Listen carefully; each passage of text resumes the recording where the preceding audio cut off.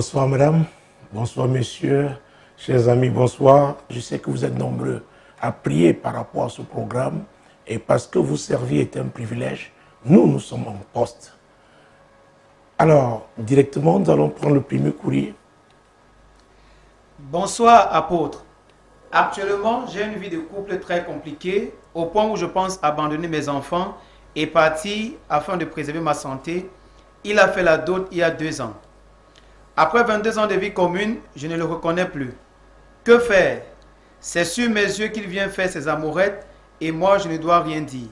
Cela dure depuis 3 ans maintenant et je n'ai plus la force. J'ai l'impression que le Seigneur n'entend pas mes supplications.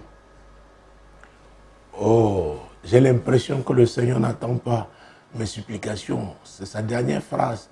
Elle ne nous a pas donné son nom, ce n'est pas un problème. Elle a passé 22 ans de vie commune avec le père de ses enfants. Et c'est après ces 22 ans-là, n'est-ce pas, que ce dernier a versé la dot. Vous savez, j'ai l'habitude de parler et d'insister, n'est-ce pas, quand il s'agit de mariage, la notion de vision. C'est très important. Si notre ami qui a écrit avait 20 ans au moment où cette relation commençait, c'est qu'elle a 45 ans aujourd'hui. Si elle avait 22 ans, c'est qu'elle a 47 ans. Ce n'est pas évident. Elle dit qu'elle n'a plus de force. Cela veut dire qu'elle a aussi eu à se battre. Et si elle avait été devant moi, je lui aurais posé la question de savoir, sincèrement, en me regardant droit dans les yeux, elle pouvait affirmer que pendant ces 22 ans, cet homme a été correct, ne l'a pas humilié, ne l'a pas méprisé. Parce que j'ai rencontré des femmes qui acceptent tout parce qu'elles veulent que la dot soit versée et le mariage civil célébré. Parce qu'elles se disent, si elles n'ont pas de droit, si le mariage n'est pas au moins reconnu par sa famille, par sa communauté, elles ne peuvent pas parler fort. Et elles acceptent tout. Et ce dernier qui a pris 22 ans, est-ce que vraiment son objectif était de l'épouser quand ils se mettaient ensemble? Pourquoi est-ce qu'il n'a pas pu verser cette dot avant, n'est-ce pas, ces 22 ans de vie ensemble? Pourquoi? Je le dis parce qu'il y a des hommes qui ont été poussés par leur famille.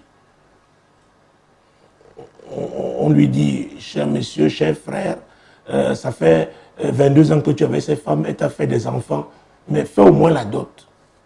Et il y en a même, c'est sa propre famille qui paye cette dot-là. Lui-même ne donne rien. Rien ne vient de lui. Alors, c'est un irresponsable qui s'engage donc dans cette voie, qui n'est pas, n'est-ce pas, facile. Même quand c'est Dieu qui est à l'origine, il y a des problèmes, il y a des défis spécifiques. C'est pourquoi on doit être honnête, on doit être sincère. Et je continue de me concentrer, n'est-ce pas, sur notre ami qui a écrit. Ces 22 ans d'années ensemble, est-ce qu'elle peut vraiment les qualifier? Parce que quand elle dit qu'elle ne le reconnaît plus, ça veut dire qu'il était un agneau avant. Je le doute. Et je pense que s'il était à ses yeux, c'est qu'il était un hypocrite. C'est qu'il était un hypocrite. Et maintenant, voilà son vrai visage. Voilà vraiment qui il est. Ce qu'il faisait en cachette, qu'il peut faire aujourd'hui publiquement. Pourquoi? Parce qu'il a des droits. Pourquoi? Parce qu'il se dit même que où ira-t-elle après 25 ans d'années passées ensemble? J'insiste toujours en m'adressant aux femmes. Il faut faire très attention. Dans ce genre d'aventure, la plupart du temps, ce sont les femmes qui payent gros.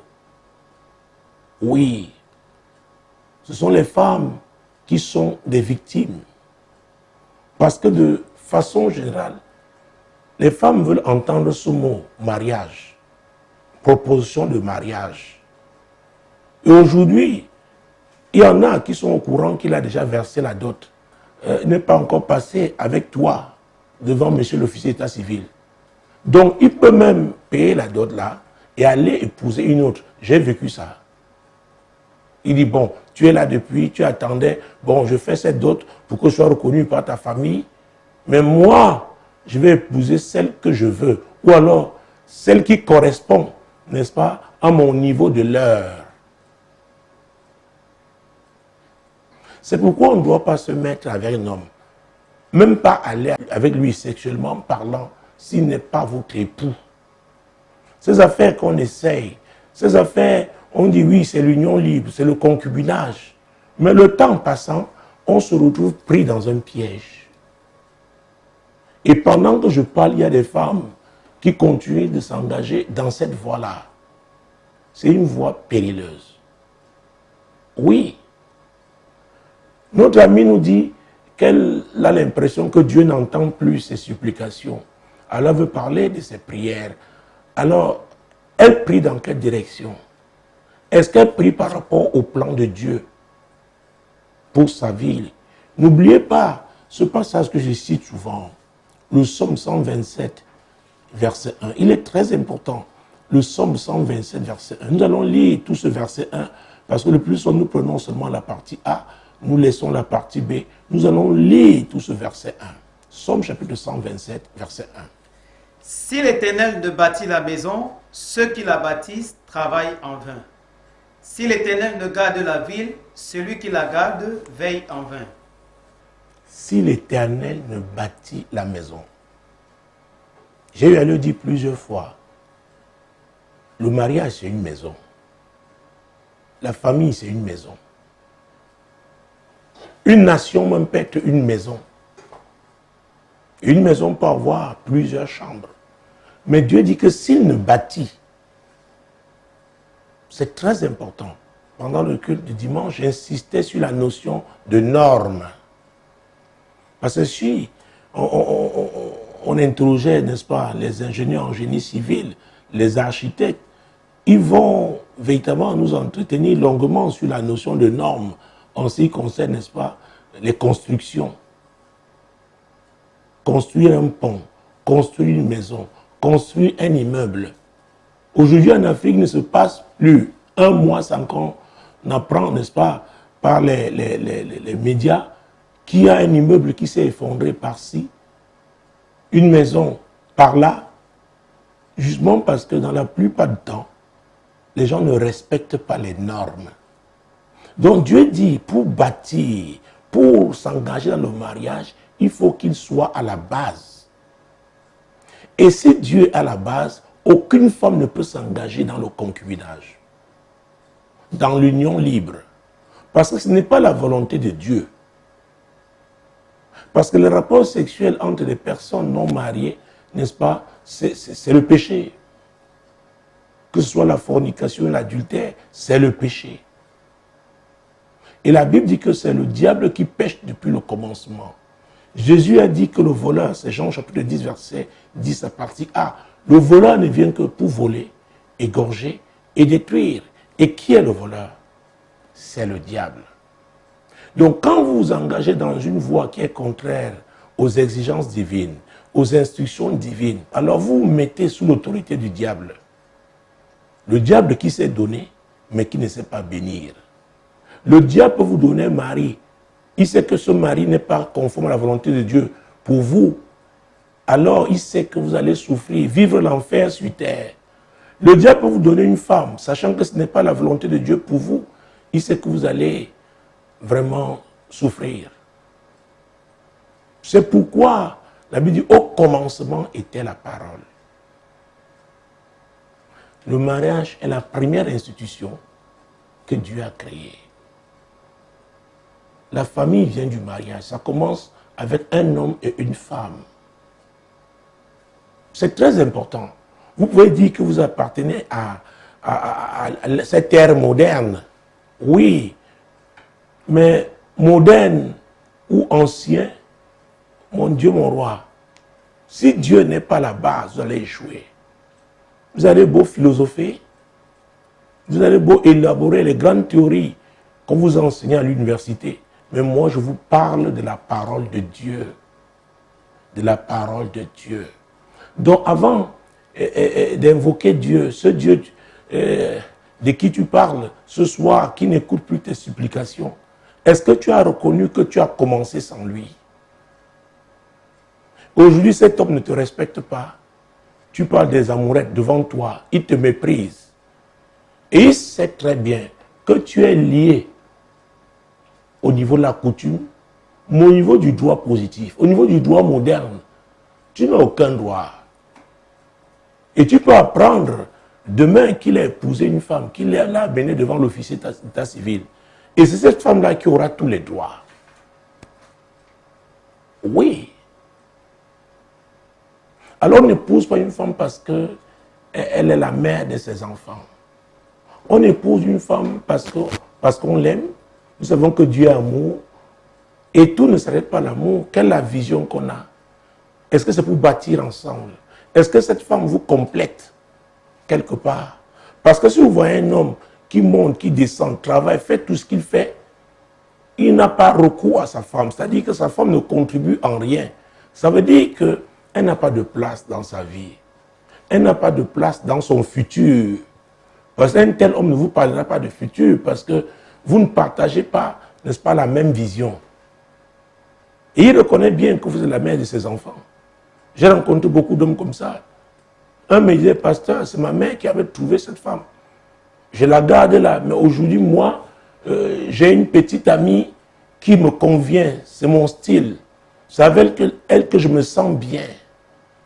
Et je me souviens, n'est-ce pas, ce transporteur qui m'avait dit qu'un jour il a abandonné cette femme à la maison, celle que sa mère lui avait trouvée.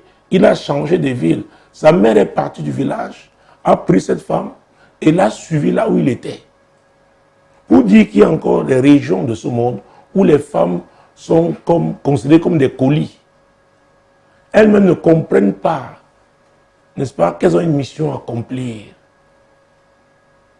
Et c'est à ce niveau que tout est faussé. Les données sont faussées.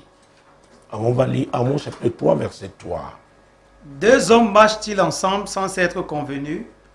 Voilà. Est-ce que vous pouvez marcher ensemble sans regarder dans la même direction?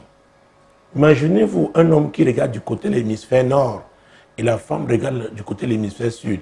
Comment est-ce qu'ils peuvent marcher ensemble? Ce n'est pas possible. Mais ils peuvent être un moment ensemble. Oui, pour des moments de plaisir. Il peut avoir des fruits, n'est-ce pas? Oui, venant de ce plaisir, il peut avoir des enfants. Mais ça ne veut pas dire qu'ils regardent dans la même direction. Ça ne veut pas dire qu'ils regardent dans la même direction. Et c'est pourquoi la Bible dit dans Hébreux chapitre 13, verset 4. Ça, c'est très important. Que le mariage soit honoré de tous et le lit conjugal exempt de souillure. Car Dieu jugera les impudiques et les adultères. Quand la Bible parle d'impudicité, ça parle de la débauche, notamment la débauche sexuelle. Alors quand vous avez commencé, n'est-ce pas, par l'impudicité, par le péché, vous avez invité le diable. C'est le diable qui est à la base. C'est pourquoi, même si après, vous allez, n'est-ce pas, ce monsieur l'officier d'état civil, pour qu'il célèbre votre mariage, il faut vous rassurer. Sachez que le diable est déjà là. Il est dans la racine. C'est comme quand il y a un ver dans un fruit. C'est une affaire de temps. C'est pourquoi pour les gens qui ont commencé sans Dieu, il est important de se repentir d'abord. On se repent parce qu'on est convaincu qu'on a péché. On regrette d'avoir péché. Donc on demande pardon au Seigneur et on tourne le dos à ce péché. Étant entendu que désormais, c'est le Seigneur qui est le maître. Celui qui gouverne notre vie. Celui qui gouverne notre mariage.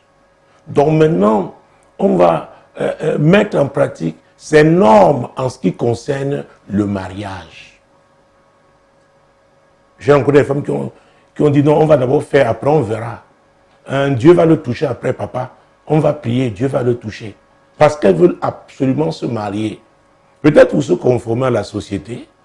On ne se marie pas pour faire plaisir aux hommes. Pour seulement avoir la considération sociale. Je dois vous dire, même quand c'est Dieu, ce n'est pas facile que deux personnes qui viennent d'horizons divers, qui ont eu leurs influences, de regarder dans la même direction. elles peuvent le faire pendant un temps. Mais si elles ne sont pas convaincues, si elles n'ont pas la crainte de Dieu, et ça c'est très très important. Je parlais de la crainte de Dieu tout à l'heure, mais lisons d'abord Éphésiens chapitre 4, verset 27. C'est un court verset. Et ne donnez pas accès au diable. Et ne donnez pas accès au diable. Et vous verrez que l'apôtre Paul parlait du mariage. C'est pourquoi le verset 26, n'est-ce pas, ça va nous aider de comprendre que c'est dans ce contexte-là. Si vous vous mettez en colère, ne péchez point, que le soleil ne se couche pas sur votre colère. Moi, je l'utilise ce verset dans le contexte du mariage. On peut l'utiliser dans n'importe quel contexte, n'est-ce pas, entre collègues et tout. Ce qui est important, c'est de savoir qu'il ne faut pas pécher si on est en colère. Pourquoi, en péchant, on invite le diable? On va l'inviter. Et il sait être patient. Il prend le temps de s'implanter d'abord, sachant que quand il va se soulever, oh, cette maison qui n'était pas bâtie selon les normes divines va tomber. Elle va tomber. Donc avant de demander si le Seigneur n'écoute pas tes supplications, est-ce que tu as compris qu'au départ, Dieu n'était pas avec vous? Vous l'avez oublié, vous l'avez méprisé. Oui, vous avez piétiné les normes divines. Est-ce que vous avez demandé pardon à Dieu? Donc pour cet homme-là, il peut encore verser la dot pour la deuxième, la troisième, la quatrième femme. Je vous ai dit ce que certains de nos compatriotes, n'est-ce pas, qui sont en Europe font. Notamment quand ils arrivent au mois de décembre ici. Il y a des gens qui peuvent doter 2 femmes. Ça ne leur dit rien parce que la pauvreté aidant, il y a des familles avec 300 000 francs. Vous faites la dot. Alors, 300 000 francs, n'est-ce pas, c'est moins de 500 euros. Donc avec 1000 euros, ils peuvent épouser 2 femmes. Ils ont le temps de jouer. Il n'y a pas longtemps, on m'a dit dans cette ville, un homme a épousé 2 femmes le même jour. Pour vous dire que les femmes elles-mêmes, dans la plupart du temps, ne sont pas, je ne voulais pas dire ça, mais je dirais tout simplement, n'aiment pas leur vie. Un homme qui épouse 2 femmes le même jour. Alors, ça c'est un terrain conflictogène. Il y aura des problèmes. Il y aura des problèmes. Parce que moi, à l'époque où, n'est-ce pas, la coutume, n'est-ce pas, était très respectée, et donc la polygamie était généralement acceptée, il y avait toujours des conflits. Imaginez-vous aujourd'hui, à l'ère de l'Internet, de Facebook, chaque femme a sa page Facebook. Elles vont se quereller dans la maison, elles vont se quereller, n'est-ce pas, sur le net, et chacune a ses followers. Donc, il y aura des combats terribles. Terribles. Chers amis, amis avec eux, n'est-ce pas, le courrier de notre ami sur Facebook nous donne l'occasion de véritablement nous interroger, et les femmes notamment, qu'est-ce que vous voulez? C'est le mariage à tout prix? Si c'est le mariage à tout prix, alors ne vous plaignez plus. Acceptez. Il y a des hommes qui savent que les femmes veulent seulement le mariage. C'est pourquoi ils vont faire plusieurs dots. Donc plusieurs épouses dans le sens de la coutume. Et il y en a même qui sont mariés en Europe, ils viennent se marier ici coutumièrement. Est-ce que vous savez que si un chef de village va aller visiter, n'est-ce pas, ces sujets qui sont en Europe, s'il demande le visa, ce sera qu'avec une femme. Ce ne sera pas avec sa pléiade de femmes. Parce que c'est la loi. Parce que c'est la loi. Donc avant de te plaindre que Dieu n'écoute plus tes supplications, tu le supplies pour qu'il fasse quoi? Ces supplications sont conformes au plan de Dieu pour ta vie. 25 années passées avec un homme. Et au moment où nous parlons, tu n'as pas un acte de mariage. Excuse-moi, ça fait problème. Ça me gêne. Ça me gêne. Parce que je n'aimerais pas que ma soeur vous savez, j'ai tellement de filles dans la foi qu'une se retrouve, n'est-ce pas, dans cette situation. Non. Non. Donc, à vrai dire, aux yeux de la loi, aux yeux du droit positif, tu n'as pas de statut. Peut-être au tribunal de premier degré, n'est-ce pas, on va parler de coutume, mais ça ne me pèse pas. Si demain une autre se présente avec un acte de mariage, ah oui, que ton mari a signé, c'est elle qui est officiellement reconnue. Maintenant que tu es fatigué, tu veux laisser les enfants. Non, retrouve d'abord ton Créateur. Celui, n'est-ce pas, qui a permis que tu sois dans ce monde. Et c'est lui qui a dit que le mariage soit honoré de tous. Donc, il parle de mariage. Vous allez me dire qu'à l'époque, il n'y avait pas ça. Il n'y avait pas d'acte de mariage. Mais ce n'est pas l'époque. À l'époque, il n'y avait pas le smartphone. Dans nos villages, même, il y avait le téléphone classique. Mais vous utilisez aujourd'hui les smartphones. Donc, conformez-vous aussi. D'ailleurs, les pays où on fabrique le smartphone, ce n'est pas la polygamie. Hein.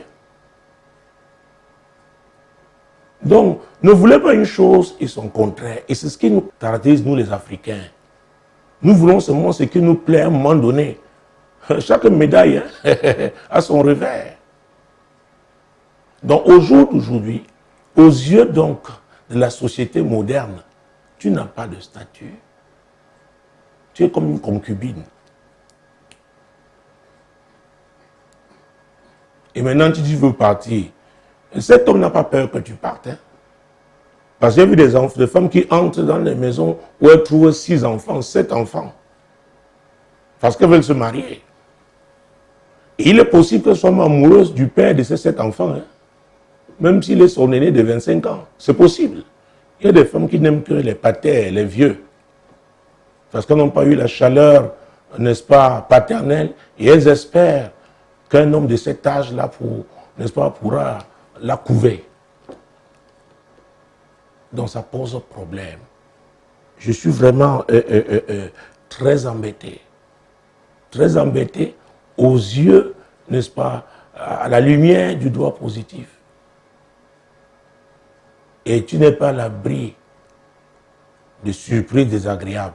Peut-être tu vois seulement ce que tu as payé les amoureux devant toi. Peut-être derrière, il y avait un acte de mariage. Ou alors, c'est pour bientôt. Donc on doit se respecter. La femme doit se respecter. La plupart des problèmes de la femme sont causés par la femme elle-même. J'ai parlé ici toujours de l'excision, que ce sont les femmes qui excisaient. Si vous ne vous respectez pas, ne vous attendez pas que quelqu'un d'autre vous respecte. Non. Et j'ai peur que ce soit fait des filles qui reproduisent le même modèle. Maintenant, intéressons-nous sur ce que tu as dit depuis que la dot a été versée, n'est-ce pas, et tu ne le reconnais plus, donc il a changé. Alors, pour être équilibré, n'est-ce pas, je dois vous dire, il y a des gens qui vivent sous des condamnations. Par exemple, condamnés à ne pas se marier. Le jour qui fait un pas décisif comme celui-là, alors, n'est-ce pas, il y a des réclamations démoniaques. Ah oui, qui se manifestent. Et comme dans ce cas-là, dans le but de le dissuader, afin qu'il n'aille pas jusqu'au bout. C'est-à-dire quoi? L'acte de mariage. Et en ce moment-là, alors, ces esprits-là vont même agiter cet homme.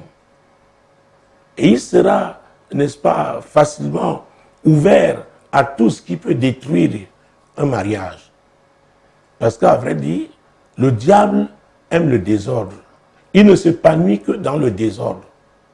Alors quand on bafoue la loi, les normes divines, on est dans le désordre. On est dans le désordre.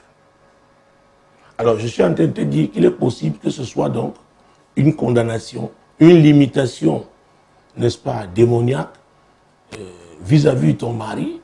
Parce que quand vous êtes dans une telle situation, pour vous qui avez 25 ans d'années passées avec cet homme, le père de vos enfants, vous connaissez très bien sa famille. Est-ce que les hommes se marient là-bas? Est-ce qu'ils se marient? Je ne parle pas de dot seulement.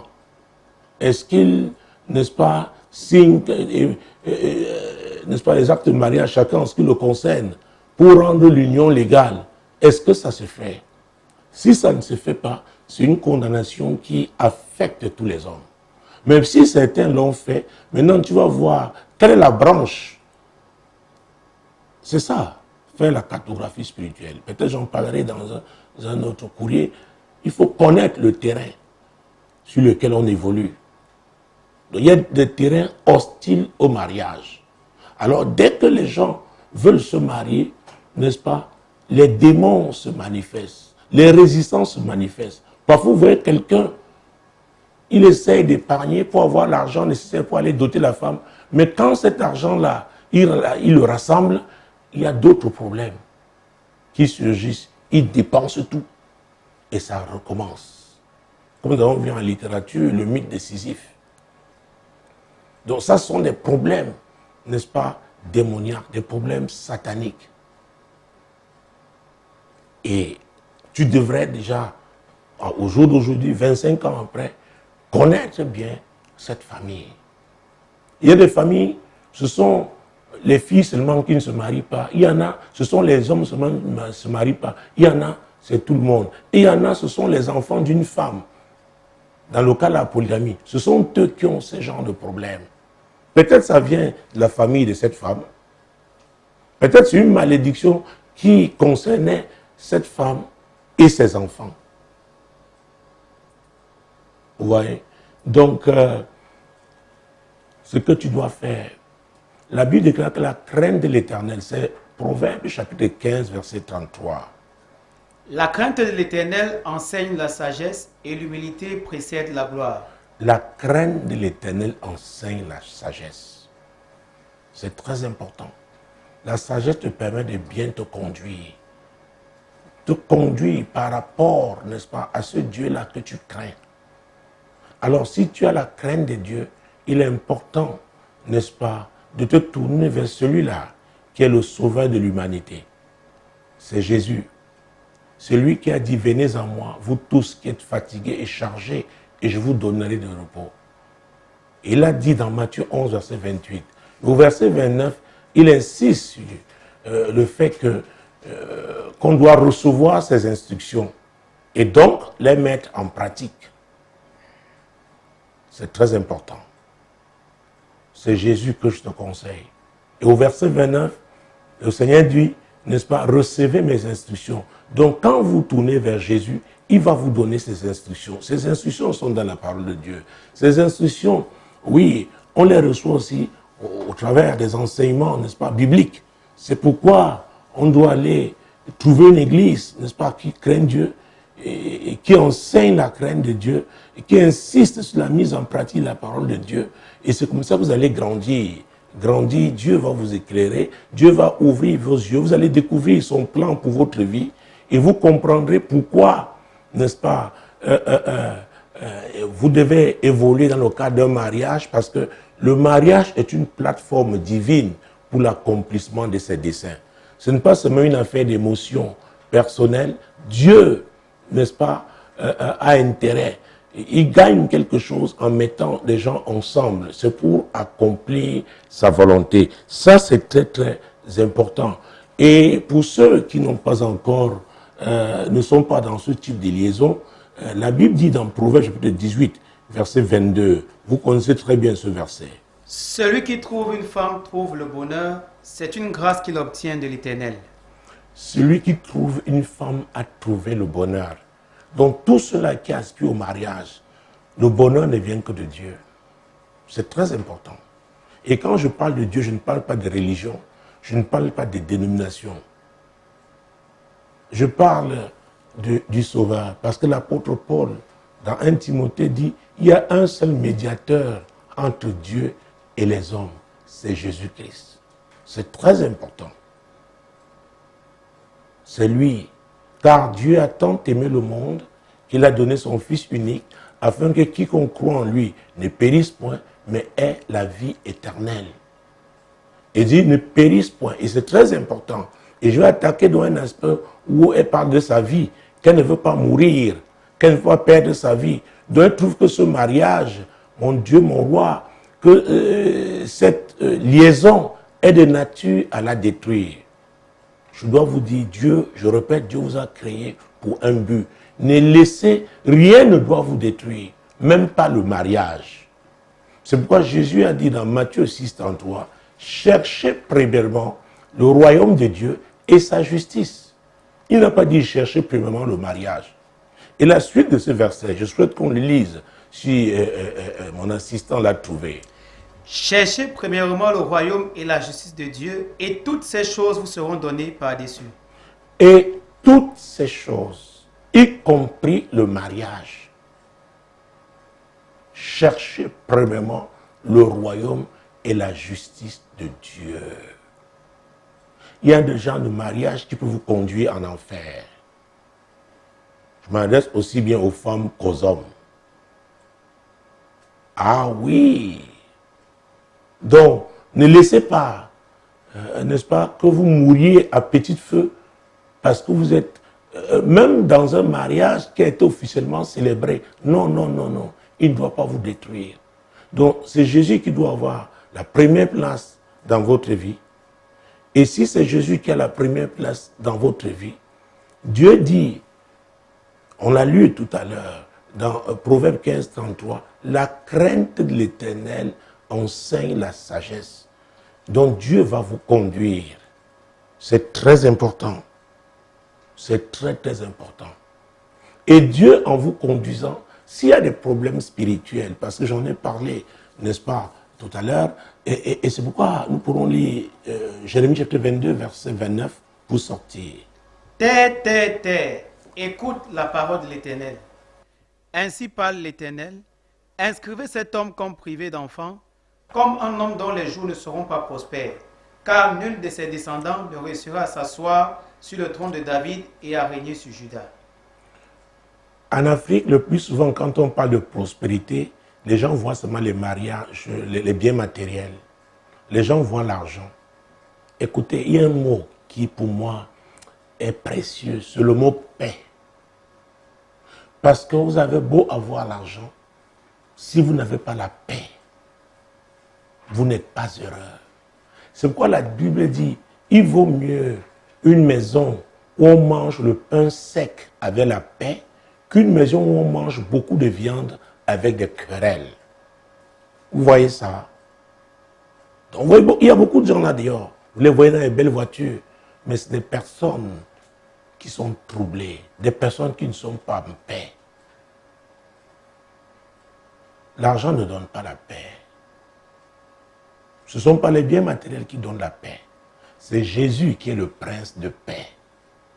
Donc quand vous tournez vers lui, il va vous donner des instructions.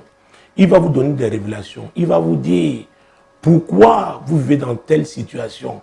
Peut-être cet homme est sous une condamnation. Ah oui. Et c'est pourquoi il ne peut pas s'épanouir dans le cadre du mariage. Il peut s'agir aussi de la femme. Et Jésus qui est la solution, n'est-ce pas, il va vous orienter de manière à rencontrer des serviteurs de Dieu. Un serviteur de Dieu au moins qui pourra vous aider. Parce que la délivrance est une nécessité.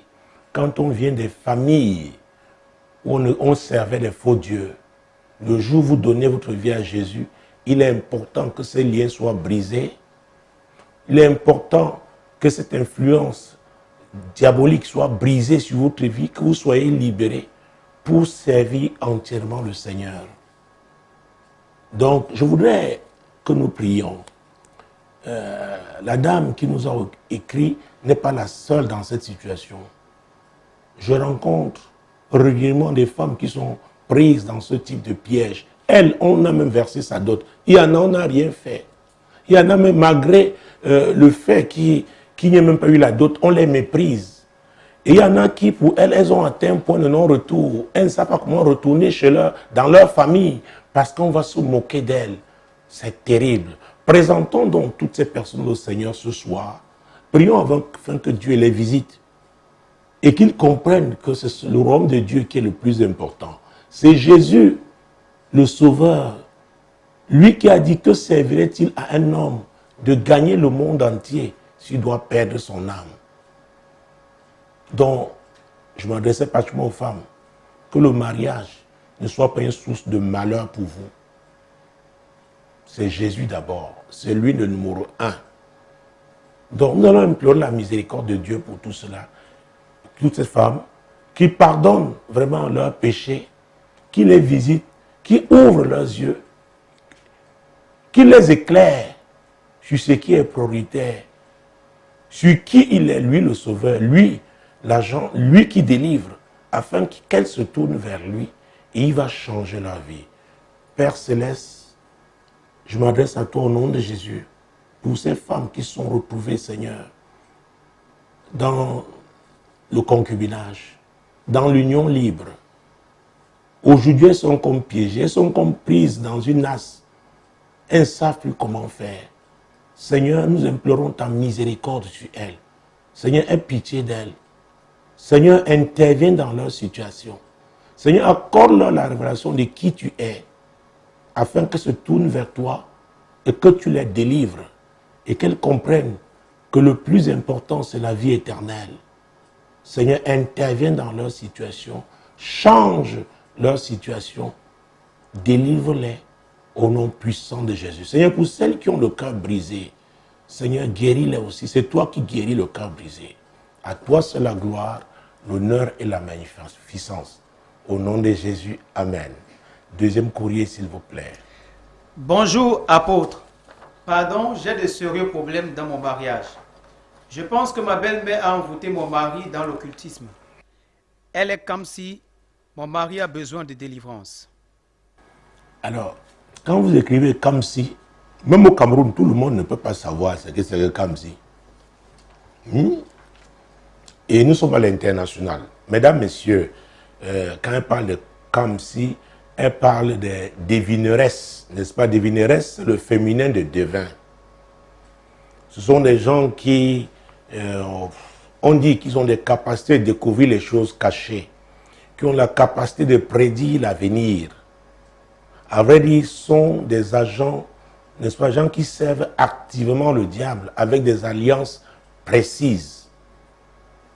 On peut prendre un ou deux exemples. 1 Samuel 28. Nous allons prendre ça rapidement. 1 Samuel 28, Jésus-Christ de Nazareth. Vous voyez que même sous l'ancienne alliance, il y avait ce genre d'agents démoniaques, n'est-ce pas, qui mettaient leur service, n'est-ce pas, à la disposition de leurs clients. Alors, 1 Samuel chapitre 28, pour faire court, verset 7 et suivant.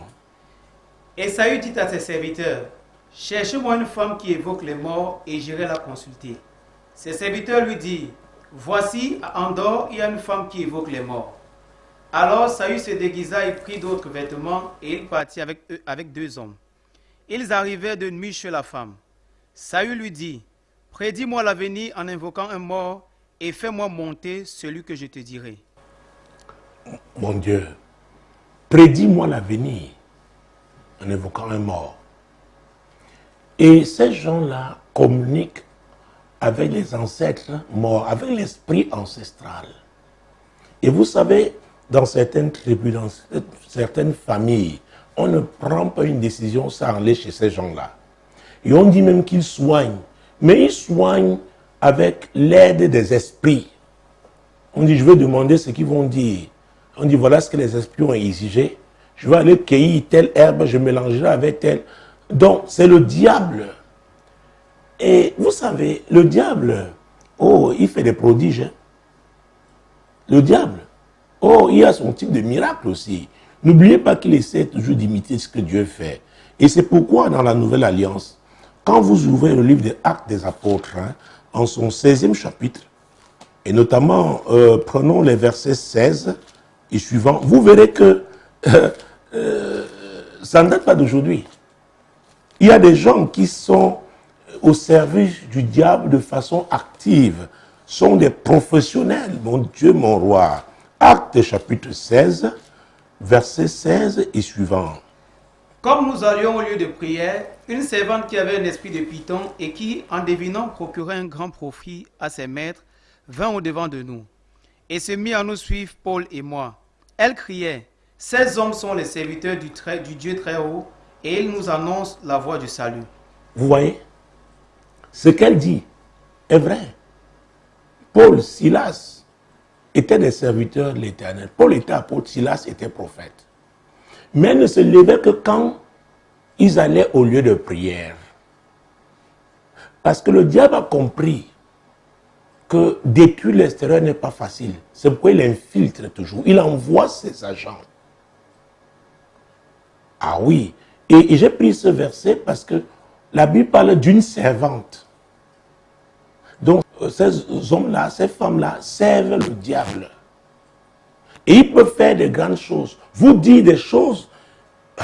Vous avez vu avec la femme d'Andorre, dans 1 Samuel 28, elle recourt aux morts, elle recourt aux ancêtres. Donc on vous demande seulement, vous venez de quel village? C'est comme un ordinateur. Ils ont leur code. Ils entrent en contact avec l'esprit ancestral. Et on vous donne les informations concernant votre famille. Vous dites, ce n'est pas possible. C'est ça aussi le monde des ténèbres. Et c'est pourquoi j'ai l'habitude de dire que le séjour des morts est l'un des sièges de la divination. Ah oui. Donc, cette femme-là, donc, cette devineresse, c'est un agent du diable. Et tu dis, tu crois que, tu penses que ta belle-mère a envoûté ton mari. Quand on parle d'envoûter, c'est quoi? C'est captiver quelqu'un, c'est l'ensorceler. Il y a même dans certaines régions, on prend une figurine pour représenter la personne. Les afflictions, comme on pique la figurine, c'est comme ça la personne la va ressentir. Et on dit, vous voyez, on met Nsi, n'est-ce pas, dans beaucoup de tribus du côté de l'Ouest, Nsi c'est Dieu. Donc on dit que ce sont les serviteurs de Dieu. Quel Dieu? En Inde, il y a 1 milliard de dieux. Je priais pour un évangéliste qui allait devenir exercer un ministère prophétique. Je me souviens en 2012, il était syrien, indien d'origine syrienne. Il m'a dit qu'en Inde, il y a 1 milliard de dieux. Alors quand on parle de Dieu, il s'agit de quel Dieu? La femme d'Andorre avait recours aux morts. Et la Bible dit qu'on ne doit pas recourir aux morts au profit des vivants. C'est pourquoi Dieu interdit la divination, la sorcellerie, la magie. Donc, tu soupçonnes que ton mari a été, envoûté par sa mère. Moi, je vais plus loin. Je vais plus loin en vous faisant lire Hébreux chapitre 7, versets 9 et 10, pour vous montrer le type d'alliance, n'est-ce pas, qui concerne les enfants, n'est-ce pas, des magiciens, des sacrificateurs sataniques, des féticheurs, etc., des marabouts. Hébreux chapitre 7, versets 9 et 10. De plus, Lévi qui perçoit la dîme l'a payé pour ainsi dire par Abraham, car il était encore dans les reins de son père lorsque Melchisédek alla au-devant d'Abraham. Qui était Lévi? Lévi était l'arrière-petit-fils d'Abraham. Son père s'appelait Jacob et son grand-père s'appelait Isaac. Et, mon Dieu, le temps ne nous permet pas, mais prenons rapidement Genèse 28, pour que nous comprenions qu'à l'époque, mon Dieu, quand Abraham a donné la dîme de tout chose à Melchisédek, Isaac n'était même pas encore né. Quand Jacob, le père de Lévi, s'est retrouvé à Bethel, et là nous sommes dans Genèse chapitre 28, Genèse chapitre 28, mon Dieu, mon roi, Jacob n'était même pas encore marié. Il n'était pas encore marié. Il fuyait son frère aîné, Ésaü, et il a passé la nuit à Bethel, Et il a eu, n'est-ce pas, une expérience particulière à cet endroit-là. Genèse chapitre 28, prenons à partir du verset 10. Jacob partit de Beersheba et s'en alla à Charan. Il arriva dans un lieu où il passa la nuit, car le soleil était couché. Il y prit une pierre dont il fit son chevet, et il se coucha dans ce lieu-là. Il eut un songe, et voici, une échelle était appuyée sur la terre, et son sommet touchait le ciel, touchait au ciel.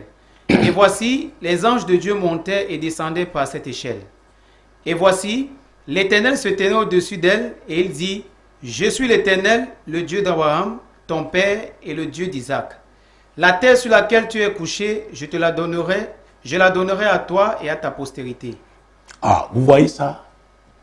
Ce jeune homme ne savait pas que son arrière-grand-père avait bâti un hôtel là. Il ne savait pas que cet endroit était un lieu d'alliance. Parce que l'hôtel est une porte, comment je l'ai dit, un lieu de contact. C'est un lieu de rencontre entre le divin et l'humain. C'est un lieu de transaction spirituelle bien sûr. C'est un lieu, n'est-ce pas, où on fait un pacte, où on scelle une alliance. Donc, Jacob était loin de savoir que son arrière-grand-père avait scellé une alliance avec Dieu. Dieu l'avait appelé dans une alliance. Il l'a fait. Il avait fait donner la dîme de tout à Melchisedec quand il revenait, n'est-ce pas, de cette grande victoire qui avait permis qu'il délivra, n'est-ce pas, son neveu Lot et sa famille et les habitants du pays où il s'était établi. Isaac, lui aussi, a continué avec l'alliance. Jacob, son père, parce que Jacob a eu 12 fils. Et Lévi est l'un d'eux. Nous avons lu Hébreux 7, versets 9 et 10. Dieu dit, avant même qu'Isaac là ne soit né, avant que Jacob ne soit né, toi Lévi, tu étais dans les reins d'Abraham, ton arrière-grand-père. Donc il y a une alliance, tu es dans une alliance. Et dans une alliance, il y a des promesses qu'on fait. Ah oui, c'est une sorte aussi d'échange qu'on fait. Chacun doit tenir, doit respecter les termes du contrat, les termes du pacte. Donc Lévi, tu es enrôlé d'office. Alors pourquoi j'ai pris ce passage? On ne va pas continuer la suite parce qu'on a passé de temps. C'était pour dire que les enfants des féticheurs, des sanctificateurs sataniques, des marabouts, des devins, des devineresses sont d'office, n'est-ce pas, enrôlés dans l'alliance de leur père ou de leur mère. Donc quand tu parles d'envoûtement, ça ce n'est qu'une branche. L'alliance est la racine. Et on a vu des cas, en dehors même, n'est-ce pas, des devins et des féticheurs. J'ai eu des cas dans le ministère où le père d'une fille est son mari spirituel. La mère d'une femme est son mari spirituel. Donc cette femme va te combattre. Surtout si tu te tournes vers Jésus, parce qu'il est hors de question que son enfant abandonne son Dieu. Un tel père d'enfant va combattre sa belle-fille, n'est-ce pas, qui voudra entraîner son fils, n'est-ce pas, vers la vraie lumière qui est Jésus. Donc, ce que tu dis, c'est une lapalissade, c'est une évidence. C'est pourquoi il est important de prier que Dieu ouvre les yeux de ton mari et qu'il comprenne. Parce que il ne peut pas véritablement s'engager pour la délivrance s'il ne comprend pas qu'il a intérêt, lui, véritablement à être délivré pour accomplir la volonté de Dieu. Donc que Dieu le saisisse, c'est la prière que tu dois faire. Et ce que je dis est valable pour les enfants des occultistes. Ah oui, les gens qui sont les sociétés secrètes et tout. Oh, mon Dieu. Et parfois, le diable réclame. Il réclame des sacrifices. Parce que vous, en entrant dans cette alliance, le diable ne vous dit pas tout. Mais quand vous arrivez à un chemin de non-retour, il vous dit, donnez-moi tel. Exactement comme Dieu avait dit à Abraham, donne-moi ton fils. Oh mon Dieu. Et celui que tu aimes le plus, donne-le-moi. le diable essaie de faire comme Dieu. Donc, la mère étant donc comme si devineresse, ton mari est dans une alliance. Maintenant, il faudrait que tu sois entière avec Jésus et que tu payes le prix nécessaire. Parce que cette femme va te combattre. Et elle peut même appeler sa corporation, recourir à sa corporation pour t'attaquer. C'est pourquoi, il est important, et ça c'est, comment dire, tu ne saurais contourner ça. Il te faut être dans une église où vraiment on comprend ces choses. Parce qu'à ce niveau, il ne s'agit pas de simple confession. Il faut attaquer cet autel. Il faut que cette alliance soit brisée pour que ton mari soit libre pour accomplir la volonté de Dieu pour vous en ce qui concerne le mariage. Voilà, au moins, même si c'est un courrier. Alors prenons rapidement ce courrier. Bonsoir papa. Ça fait déjà 4 ans que je suis au chômage. Cette situation m'a rendu obèse. Je vis au crochet de ma sœur aînée et de sa fille. Je passe des entretiens d'embauche, mais sans suite. J'ai reçu un montant de 50 000 francs pour commencer une affaire, mais les clients ont pris les marchandises à crédit. Je n'arrive même pas à rembourser. S'il vous plaît, vos conseils, Augustine. Oui, c'est Augustine, donc c'est une femme. Mon Dieu, oh là là, mon Dieu, mon roi. Vous voyez, c'est très compliqué. Et elle dit qu'elle est devenue obèse. Vous savez, le stress fait des choses. Il y a des gens qui sont stressés, ils mangent beaucoup parce qu'ils sont stressés. Et ça peut avoir des conséquences dans leur vie. Elle dit qu'elle est devenue obèse. Oh mon Dieu. Et elle se demande, quelle est sa question? Je n'arrive même pas à rembourser. Ah bon, voilà. Elle a reçu 50 000 francs. Voilà. C'est une affaire, mais les clients achètent, mais c'est à crédit. Ah. Donc là, il y a les barrières hostiles. Il y a les barrières hostiles. Mais c'est ça. Elle vit avec qui? Sa sœur aînée. Sa sœur aînée et sa fille. Et sa fille. C'est-à-dire sa sœur aînée quand même a des revenus. Ça veut dire qu'elle s'en sort dans la vie. Donc là, elle doit regarder à sa propre vie. Vous savez, on n'a pas assez de temps. J'aurais fait lire 2 Samuel chapitre 2. Mais c'est essentiel. Prenons 2 Samuel chapitre 21, verset 1. Pendant ce temps, moi, je vais trouver Jérémie 33, verset 3 rapidement, s'il vous plaît. Du temps de David, il y eut une famine qui dura 3 ans. David chercha la face de l'Éternel et l'Éternel dit, c'est à cause de Saül et de sa maison sanguinaire, c'est parce qu'il a fait périr les Gabaonites. Alors, David avait recherché la cause de cette famine et Dieu lui a révélé la cause. Et quand on lit Jérémie chapitre 33, verset 3, Dieu nous donne une instruction. Invoque-moi et je te répondrai et je t'annoncerai des grandes choses, des choses cachées que tu ne connais pas. Ah, je t'annoncerai. On n'a pas assez de temps, on aurait vu Job 33, 14. La Bible dit que Dieu parle tantôt d'une manière, tantôt d'une autre. Parce que quand on s'engage à rechercher la cause, c'est Dieu qui choisit, n'est-ce pas, comment il va nous révéler cette cause. C'est lui. Vous avez trouvé Job 33, 14. Dieu parle cependant tantôt d'une manière, tantôt d'une autre, et l'on n'y prend point garde. Voilà. Donc beaucoup disent, j'ai prié. Et il y en a qui s'attendent, c'est pas que ce soit par un songe, que ce soit par une vision. Non, Dieu parle tantôt d'une manière, tantôt d'une autre. C'est pourquoi moi je prie, et nous sommes en train de parler discernement depuis des mois. N'est-ce pas? Il faut pouvoir discerner la voix de Dieu, discerner, n'est-ce pas, Dieu qui parle, qui nous interpelle, qui nous donne des informations, quel que soit, n'est-ce pas, le canal qu'il utilise. C'est très important. Ça, c'est le premier point. Quand on recherche la cause, recourir à Dieu, prier pour savoir. La deuxième façon aussi d'identifier la cause de ces problèmes, c'est d'être dans une église où le feu de Dieu se manifeste, où le Saint-Esprit est effectivement en action, où la puissance de Dieu se manifeste. Parce que je veux vous dire, il y a des degrés, il y a un niveau où, quand la puissance de Dieu se manifeste, parce que vous voulez la délivrance, vous êtes là. L'esprit qui vous tient en captivité va se manifester parce que le feu de Dieu le dérange. Et c'est pour vous voyez dans ce cas-là, laisse-moi, l'esprit se manifeste. L'esprit dit au prédicateur qui conduit ou à l'agent de délivrance, de serviteur de Dieu qui est en train de vouloir obtenir cette délivrance au nom de Jésus. Laisse-la, elle m'appartient. Pourquoi l'esprit-là se sent menacé donc par le feu de Dieu et se manifeste. Et parfois même c'est très très violent. Alors vous allez comprendre donc il y a la cause. Il y a un homme fort, une femme forte, n'est-ce pas? Ou un esprit qui tient une condamnation. Et c'est ça qui fait souffrir, n'est-ce pas, la personne qui recherche sa délivrance. Donc, voilà les deux pistes essentielles. Rechercher la cause en jeûnant et en priant. S'exposer à la puissance de Dieu, au feu de Dieu. Donc, l'agent causal va se manifester.